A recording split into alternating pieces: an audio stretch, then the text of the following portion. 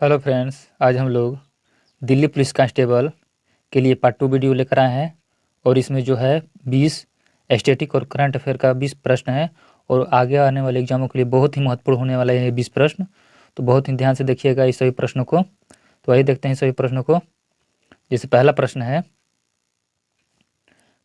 है निम्नलिखित में से कौन रबी की एक फसल नहीं है। तो रबी की फसल जो नहीं है कपास जो है एक रबी की फसल नहीं है। चना, सरसों और जौ ये तीनों जो है रबी की फसल है। और जो रबी की फसल की जो बुआई होता है अक्टूबर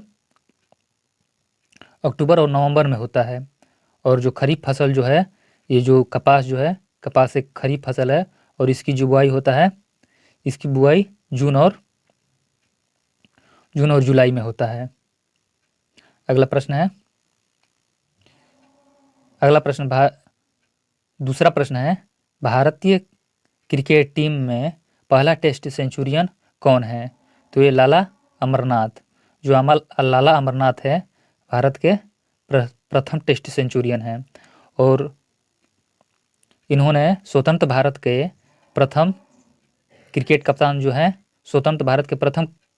कप्तान थे लाला अमरनाथ। और इन्होंने ही 1952 में पाकिस्तान के साथ जो पहला टेस्ट सीरीज जीता था पाकिस्तान से 1952 में, इन्हीं की कप्तानी में जीता गया था। अगला तीसरा प्रश्न है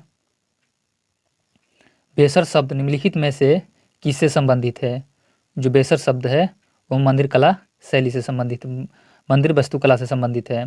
जो नागर शैली और द्रविड़ शैली इन दोनों को मिलाकर जो शैली बनता है वो बेसर शैली कहलाता है और ये मंदिर वास्तुकला से संबंधित है। अगला तीसरा प्रश्न है भारतीय संविधान का कौन सा अनुच्छेद कार्यपालिका से न्यायपालिका के पृथक्करण से संबंधित है। तो अनुच्छेद 50 जो है कार्यपालिका से न्यायपालिका को पृथक्करण से संबंधित है। अनुच्छेद 40 जो है पंचायती राज का गठन करता है।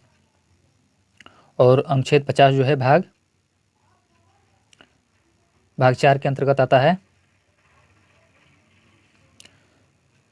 भाग 4 में जो अनुच्छेद है 36 से 51 अनुच्छेद हैं। और यह डीपीएसपी से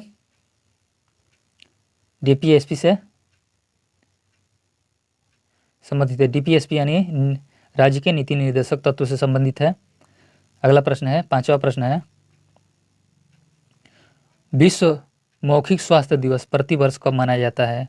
तो 20 मार्च को प्रतिवर्ष विश्व मौखिक स्वास्थ्य दिवस मनाया जाता है। अगला छठवां प्रश्न है राष्ट्रमंडल का महासचिव चुने जाने वाला पहला भारतीय कौन था।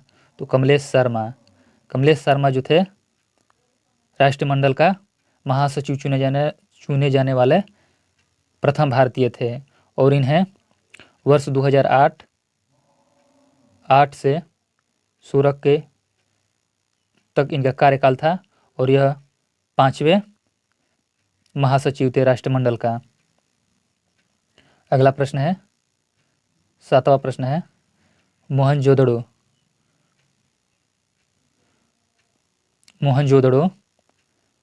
मोहनजोदड़ो की नृत्य करती लड़की की प्रतिमा किससे बनी थी। तो यह कांसे से बनी थी। अगला आठवां प्रश्न है इटली की पहली महिला प्रधानमंत्री कौन है। तो जॉर्जिया मेलोनी जो है इटली की पहली महिला प्रधानमंत्री है। अगला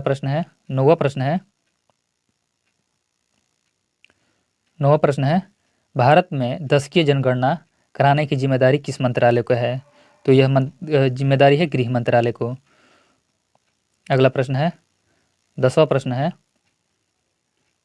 राष्ट्रीय साक्षरता mission national literacy mission NLM का गठन किस वर्ष किया गया था। तो इसका गठन किया गया था 1988 में। 1988 में इसका गठन किया गया था। अगला प्रश्न है 11वां प्रश्न है भारत हल्दी का वैज्ञानिक नाम क्या है? तो हल्दी का वैज्ञानिक नाम है करकुमा लौंग। करकुमा लौंग जो है हल्दी का वैज्ञानिक नाम है। अगला प्रश्न है 12वां प्रश्न है ब्रेटन वुड्स समझौता में निम्नलिखित में से किस संस्था का निर्माण किया गया था? तो अंतर्राष्ट्रीय मुद्रा कोष, IMF और IBRD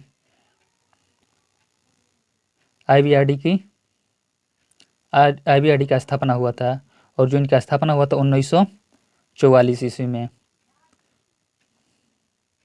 अगला प्रश्न है 13वां प्रश्न है ICC पुरुष T20 विश्व कप 2023 का आयोजन कहाँ किया जाएगा? तो इसका आयोजन किया जाएगा अमेरिका और वेस्ट इंडीज में।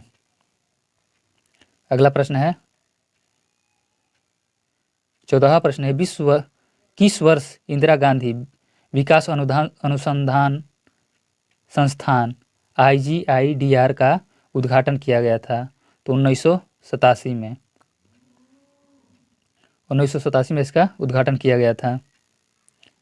अगला 15वां प्रश्न है वित्त वर्ष 2023-24 के लिए रेल का पूंजीगत परिवहन कितना रखा गया है?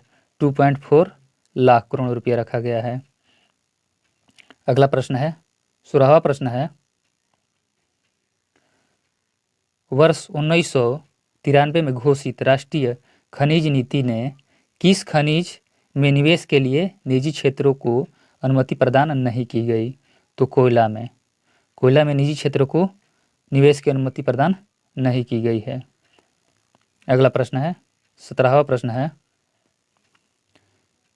टोर्नेडो से क्या तात्पर्य है? टोर्नेडो जो है एक अति निम्न वायुदाब का क्षेत्र है टोर्नेडो। अगला प्रश्न है 18वां प्रश्न है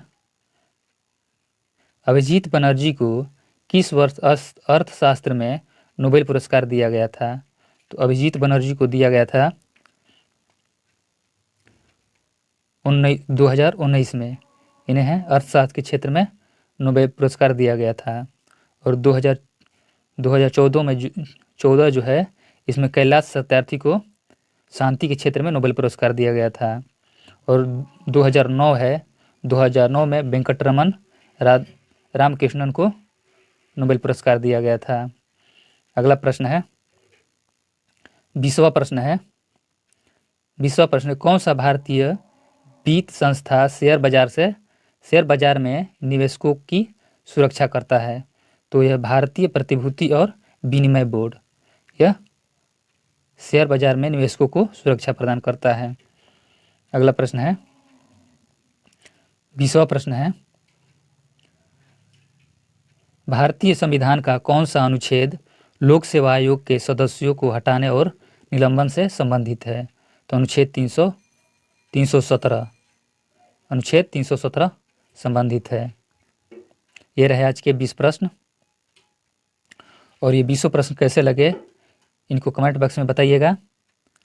और वीडियो अच्छी लगी हो तो इसके लिए लाइक शेयर सब्सक्राइब कर दीजिएगा और